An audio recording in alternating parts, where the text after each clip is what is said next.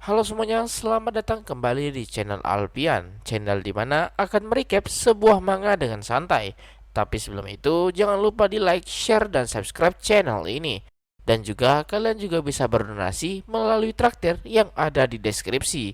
Dengan begitu, bisa membuat Mimin semakin bersemangat dalam berkonten lagi. Kalau begitu, kita lanjut ceritanya, boy.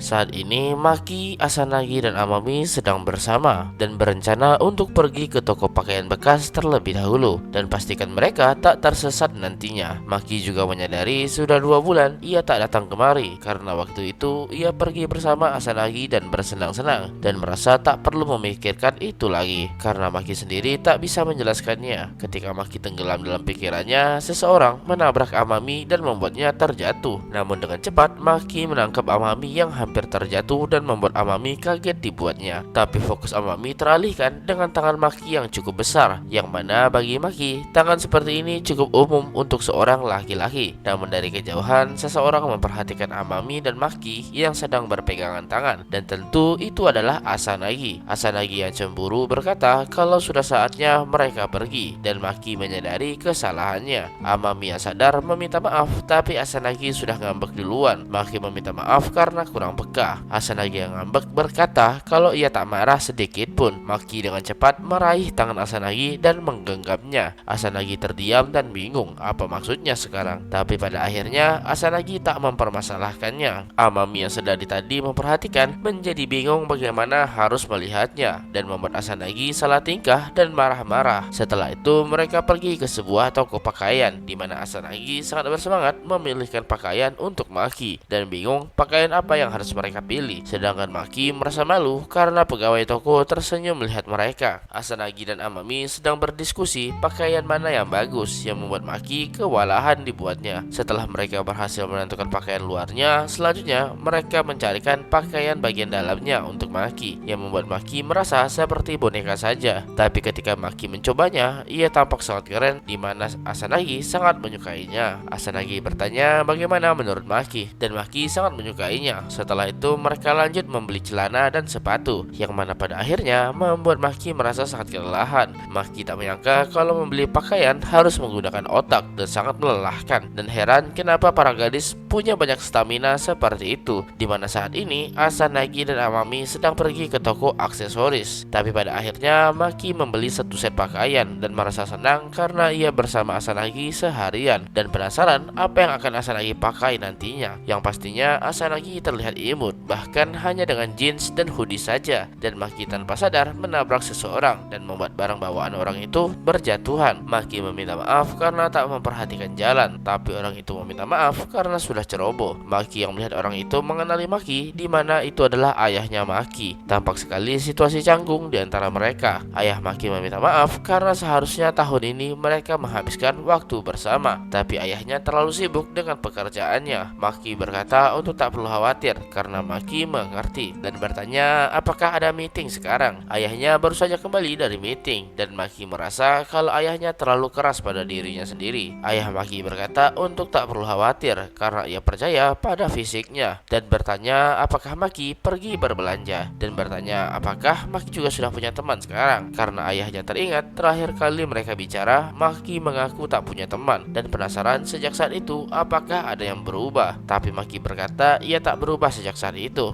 yang membuat ayah Maki sedikit kecewa. Ayahnya meminta maaf karena bertanya hal yang aneh, tapi Maki tak keberatan sama sekali. Dan bukankah seharusnya ayahnya pulang ke kantor dan ia baru menyadarinya. Namun seseorang mencari ayah Maki, di mana terdapat seorang perempuan bernama Minato. Ia mencari ayah Maki sedari tadi karena tak ada di kantor dan bingung apa yang sebenarnya terjadi sekarang. Ayah Maki menjelaskan kalau ia adalah salah satu karyawannya, begitu juga sebaliknya, di mana Minato kaget melihat anak bosnya. Maki hanya bisa menatap dengan datar. Perempuan itu memperkenalkan dirinya bernama Kyoka Minato. Setelah memberi kartu nama, Maki berkata karena ayahnya sibuk jadi ia akan pergi sekarang. Setelah itu Maki kembali bertemu Asanagi dan Amami yang menunggu Maki, di mana mereka khawatir karena Maki tak membalas pesannya. Asanagi juga bercanda kalau ia bahkan ingin mencari staf di sini, bukan anak hilang, yang membuat Maki menjadi malu dibuatnya. Setelah itu mereka pergi ke restoran Yakiniku seperti yang sudah disepakati seperti sebelumnya. Tapi Maki masih merasa bingung setelah apa yang ia hadapi sebelumnya. Asanagi bertanya apakah ada yang salah, tapi Maki berkata semuanya baik-baik saja. Meskipun Maki ingin mengetahui alasan orang tuanya bercerai, tapi Maki tak tega menyakiti ibunya dan berpura-pura semuanya baik-baik saja.